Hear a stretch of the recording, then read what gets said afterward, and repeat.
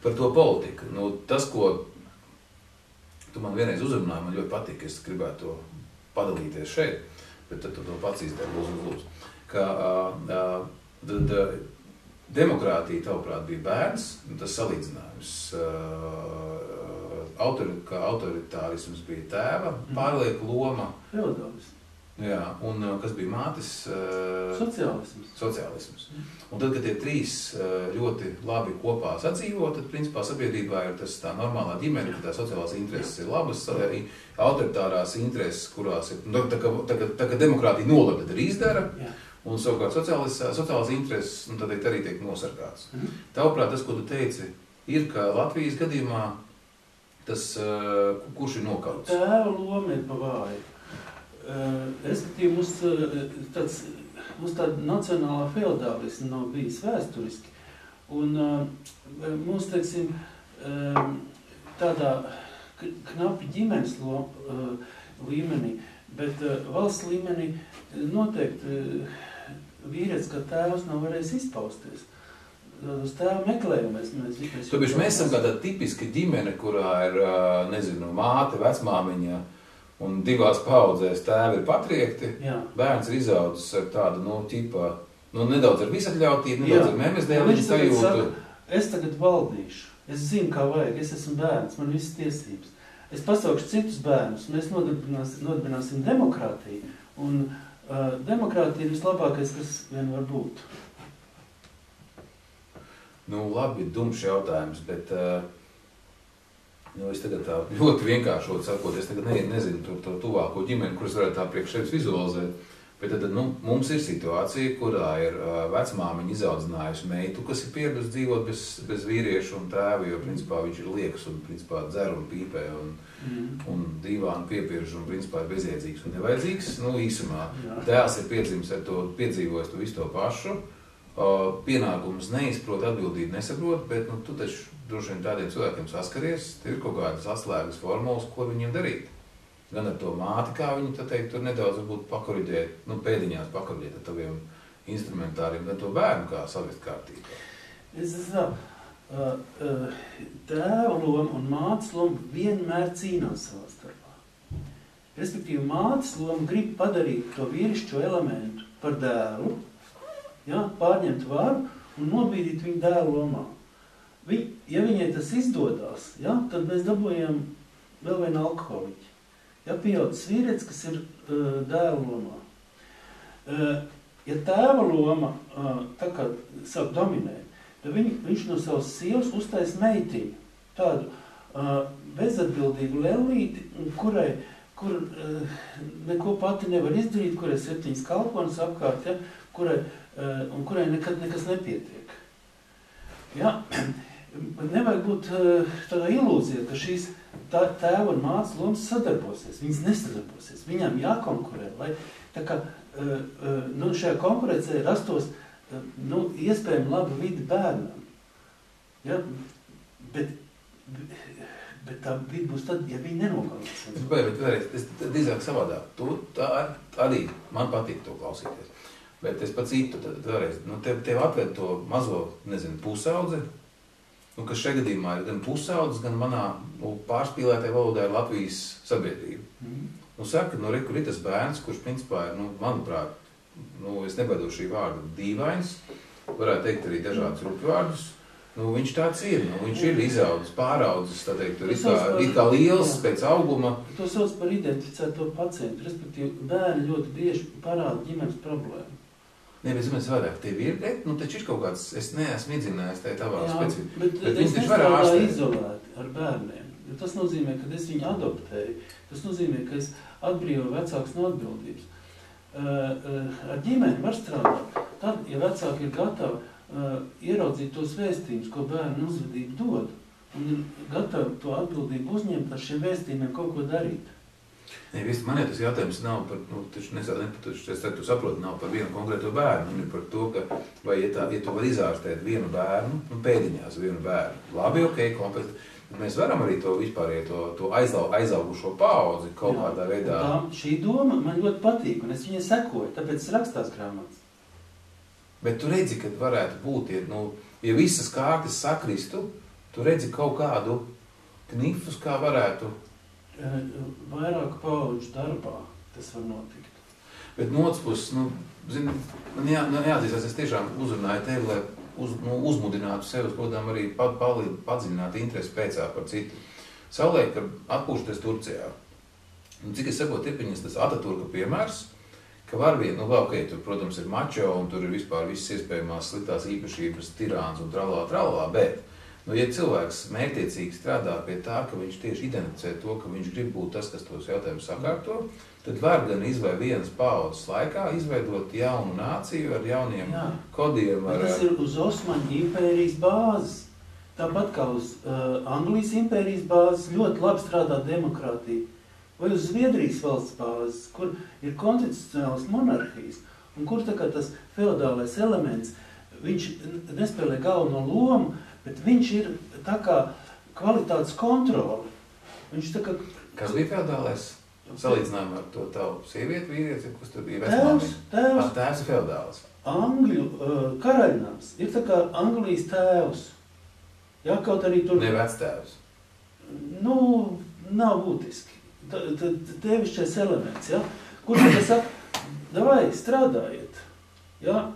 Demokrātiski, ja? Bērni, ņematies, parādiet, ka jūs varat labāk. Bērni arī parāda. Bet ja tā tēva nav, tā kā mums, ja, tad nav šīs te kontrolas, un tie bērni, viņiem liekas, viņi ieiet parlamentā, viņi uzskata sev par 100 gudrākajām galvām. Ja, viņi... Labi, tagad dumšs jautājums, bet, piekrīt, bet tad, ko tad darīt mums? Mēs esam piedzimuši bez tāda, mēs esam izauguši pat bez patēva. Ko darīt? Tas tēvs jāaudzina. Jā, tas tevs jāaudzina. Par ko tas nozīmē jāaudzina? Vienkārši jāatrod viens vīrietis, kurš aprec to sievieti, un tagad mēģināt viņam iebarot to atbildības sajūtu, ka tev jāizliek labā nozīmē. Kādu brīdi jāizliekās, un tad vienkārši abi pieradīsiet, un divas jau tā paši. Es ticu, ka tas varētu nākt no kaut kādas vīriešu kopības, kur var viens otru sevi iedrošināt tajās cīņās ar to matriarchālu elementu mājās. Ja? Tieši pirms raidījuma man zvanīja viens vīrietis, viņš saka tā, ko lai es daru, man sievi izmet no mājas. Ja? Un tagad dēli ir sūdīgi un vispār viss ir galīgā pakaļā. Kā tevi var izmest no mājas? Ja? Protams, vēl tagad tā jautāt, bet priekš citiem tas ļoti svarīgs jautājums. Ja? Nē, es tik naivs, kad iepazīst savu sievu tiesas zālē. Ja? Tā cīņa notiek visu laiku. Ja? Un tam dēlam ir vajadzīgs tēvs, kas noturās. Tā ir Latvijas situācija, parasti taču paliek tā, ka ne jau gluži izmet, bet tur vīrietis kaut kur aiziet, un tad nav, tur jābūt otrādi. Jā. Bet tam es visam, to es redzu to anatomiju, kā tas notiek. Ja? Un es redzu arī to publisko runu, kurā tas netiek redzēts un kurā tiek laists pa virsu. Ja? Tāpēc es rakstu. Publiskā runa ir tāda vīrieša bezatbildīga un vispār sievietēm viss ir jānes. Ja? Bet pozitīvie piemēri Latvijā ir tie, kurā vīrietis ir tādēt izmest no mājas, visu atstājis un visu sāk no jauna un tagad tur... Kas tur pozitīvs? Nē, es tev, kā tas ir tas? Ja tu jautā, kā tas... Es neteicu, ka tas ir pozitīvs. Es tev uzdevu jautājumu, ka tad es redzu... Ja vīrietis tiek izmest no mājas, nozīmē, ka viņa dēlam ir jābūt savas mātes vīru lomā. Ja ne seksuāli, tad emocionāli noteikti. Tāpēc, ka viss tas sievietes emocionalitāte tagad gāzīsies par dēlu. Ja? Nevis par tēvu, kam būtu jāspēj to izturēt. Ja? Ja viņš ir prom, protams, dēlam priekšlaicīgi tiek uzlikt milzīgs slodzi, ko viņš neiztur. Ik uz soļu tādas situācijas. Ja? Tā kā es saku, mīļie draugi, šķiršanās ir jāiztais par izņēmumu šajā sabiedrībā. Tas taču neatbilst cilvēktiesībām. Tur runā. Labi, tagad vēl dumšs jautājums. Labi, ko es arī nesaprotu. Es pazīstu dažus vīriešus, kurus visdrīzāk dažas sievietes sauktu par atpalikušiem tēviņiem, mačo un visādiem citiem tirāniem un trālā, kas arī tādi dažkārt pie savu alus krūzes tur tā kā pamoralizē par šitiem jautājumiem. Bet es neesmu redzējis, ka pat šie vīrieši pat būtu gatavi atšķirībā no tevis, kurš ir, tīrānis tādā ziņā, būtu gatavi iznākt uz skatuves un pateikt, pat nedaudz ar mājieniem publiski, jo vienkārši, visi redzēja, kas notikās ar tevi. Tu teici atspārdīts par to, ka tu kaut ko tādu pasaki. Tas bija ļoti simptomātiski. Un tāpat laikā mums uz skatuves dominē, tas, par ko mēs tad varam vēl pēdējās minūtes parunāt, visas tās sieviešu organizācijas, kuras tur, krustām, šērstām stāst par tiesībām aiziet, kad gribu, vispār laulības institūts ir novecojusi un nevajadzīga forma, par cilvēktiesībām un trālā. Un tur neskapēc nav nekāda pretestība. Viņas principā pat runā tukšā laukumā, jo viņas klusējot, protams, laiku pa laikam iekšējā aizdurvē mēs varbūt apņirdzam, bet principā viņas taču ir pilnīgi dominējošas. Ko, teiksim, vīrieši līdz šim tāda tipa organizācijām, kā tu runā, ir izturējušies tā, parunā, padarbojas, tikai negāz man to virsū. Izgāz to tvaiku kaut ko citu, liec man mieru. Ja? Bet pašlaik jau tas paliek kaut kā pārāk traki.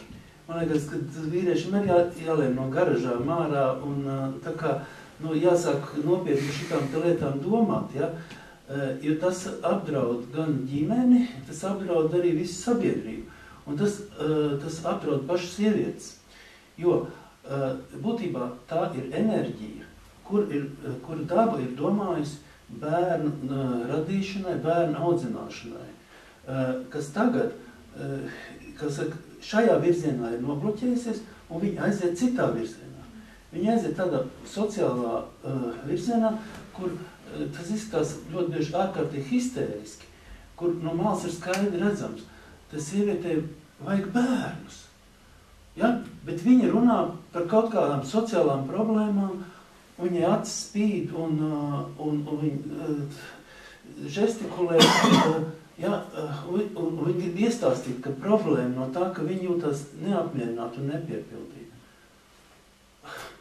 Nē, labi, tas arī, es tos cilvēkus mīlēdams, cenšos mīlēt. Es saprotu, ka, ir jau viegli runāt par to, ka, jā, mēs redzam kārtējo sievieti, kas ir tipiski workaholiķi, kas netiek galā ar savām vienkāršām lietām. Viņi varbūt nav iepatikusies draudzenēm, puišiem, nejūtās labi kolektīvā un citur. Viņi uzvelk tās savas cīnītājas masku. Tu teici par kareņinām un pārējiem, kā piemēram pēc. Un tur iet kaujā un principā tādā veidā mūk prom no sevis. Kas ir viens, vienkāršais stāsts. Workaholiķi dažos gadījumos, es atceros vēl pirms 10 gadiem, jaunajā Latvijas sabiedrībā likās, ka tā ir tāda izaicinājums, ka katram būtu jābūt nedaudz workaholiķim. Tieši otrādi būtu jābūt pēc iespējas ātrāk.